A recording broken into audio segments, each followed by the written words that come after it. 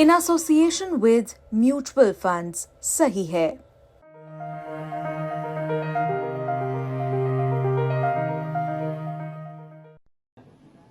अध्यक्ष जी, मैं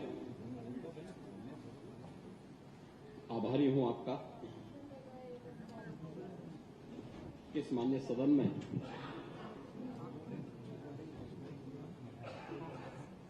महामहिम राज्यपाल जी के अभिभाषण पर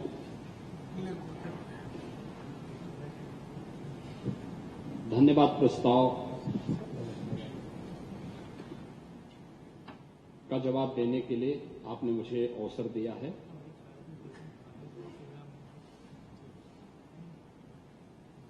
ये मेरे लिए प्रसन्नता का क्षण और भी है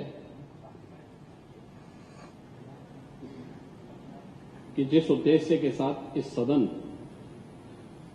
में माननीय सदस्य आते हैं, इस पूरी चर्चा में उन्होंने भाग लेकर के अपने विचारों को इस सदन के सम्मुख रखा है। सत्ता पक्ष और विपक्ष से जुड़े हुए हमारे उन सभी माननीय सदस्यों को मैं हृदय से धन्यवाद ज्ञापित करता हूं, जिन्होंने इस पूरी चर्चा में भाग लिया है और उनकी संख्या 146 है। 146 माननीय सदस्य, माननीय नेता प्रतिपक्ष समेत 146 सदस्य चर्चा में भाग लें, ये अपने आप में एक बहुत गंभीर चर्चा है। मुद्दे अपने हो सकते हैं, अपनी विचारधारा हो सकती है और अपनी अपनी सोच के आधार पर अपने विचारों को व्यक्त करने की एक स्वतंत्रता भी, अभिव्यक्ति की स्वतंत्रता में हमारा संविधान हमें देता है, तो इसके तहत माननीय सदस्यगण अपनी बातों को रखते हैं। लेकिन सभी सदस्यों ने और बड़े पैमाने पर सदस्यों ने इसमें भाग लिया, जिसमें सत्ता पक्ष से जुड़े हुए 98 सदस्यों ने और प्रतिपक्ष से जुड़े हुए 48 माननीय सदस्यों ने इस पूरी चर्चा में भाग लिया है। मैं उन सबको भी हृदय से धन्यवाद करता हूं। माननीय नेता प्रतिपक्ष की बात को मैं बहुत ध्यान से सुन रहा था। उन्होंने बहुत सारे मुद्दों की ओर ध्यान आकर्षित करने का प्रयास किया था। मुझे अच्छा लगा कि नेता प्रतिपक्ष अब समाजवादी से सनातनी हो गए और उन्होंने अपने सदस्यों को अपने स्वभाव के विपरीत जाकर के टोका भी कि तुम क्या समझते हो जो है सनातन के बारे में, तुम नहीं समझ पाओगे। यानी उनकी बुद्धि से परे का ये विषय है। लेकिन ये स्वागत योग्य है कि आपने इस विषय को समझा है और इसको महत्व देकर के उसके प्रति सम्मान का भाव भी व्यक्त किया है। लेकिन मैं शुरुआत करना चाहूंगा मान्यवर अपने उन बातों से लेकर के जो हम लोगों ने पहले दिन यहां पर महामहिम राज्यपाल जी के भाषण के दौरान देखा था। जो दृश्य इस सदन में देखने को मिला था, आप संविधान की प्रति लेकर के घूमते हैं, लेकिन संवैधानिक पदों पर बैठे हुए मानवताओं के प्रति आप लोगों का दृष्टिकोण क्या है, यह राज्यपाल जी के भाषण के दौरान इस सदन के दृश्य को देख करके हम सहज अनुमान लगा सकते हैं। जो शोर शराबा है, जिस प्रकार की टिप्पणियां की जा रही थी, जिस तरीके से उस समय राज्यपाल जी के प्रति व्यवहार किया जा रहा था, क्या वह संवैधानिक था? और उस प्रकार का व्यवहार अगर आपका संवैधानिक है तो फिर असंवैधानिक क्या है?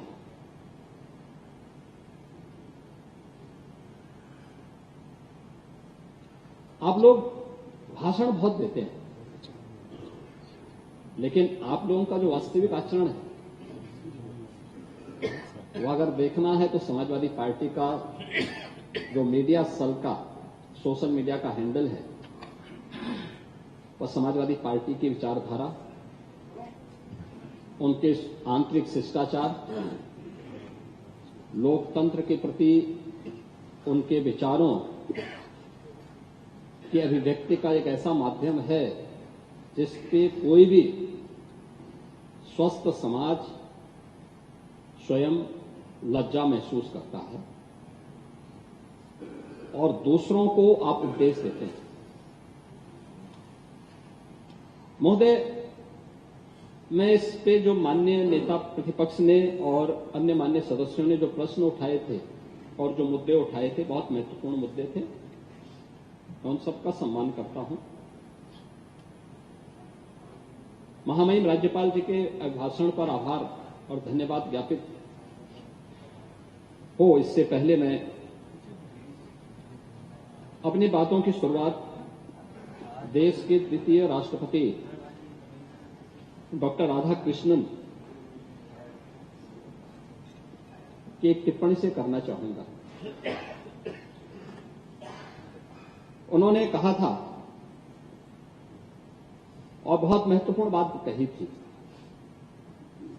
कि मानव का मानव होना एक उपलब्धि है, मानव का दानव होना उसकी पराजय है और मानव का महामानव होना उसकी विजय है।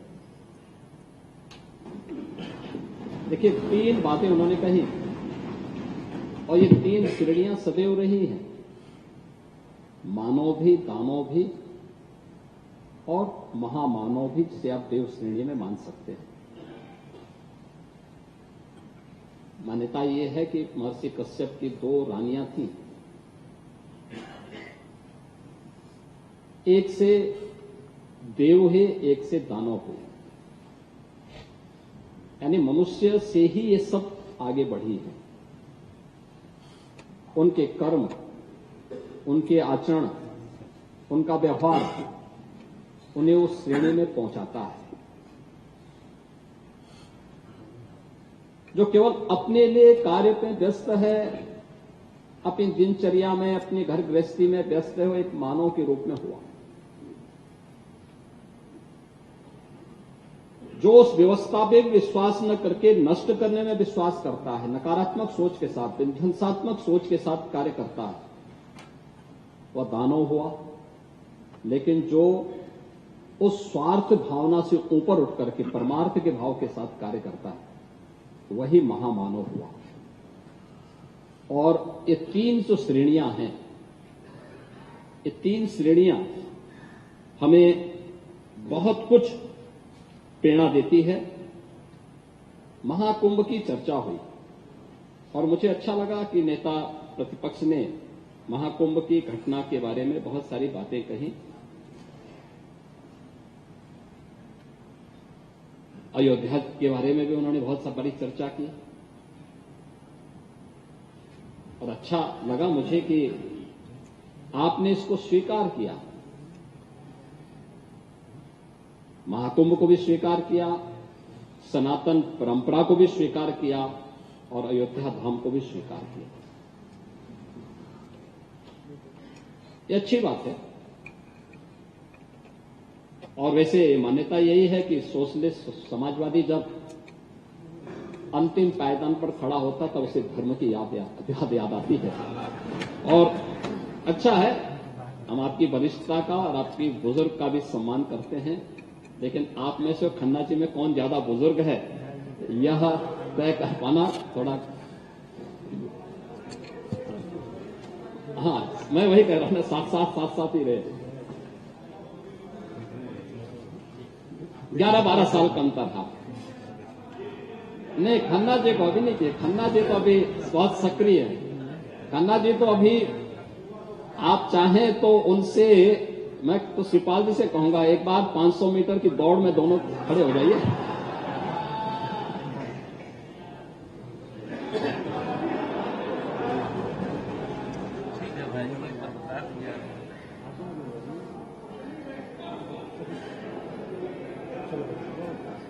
लेकिन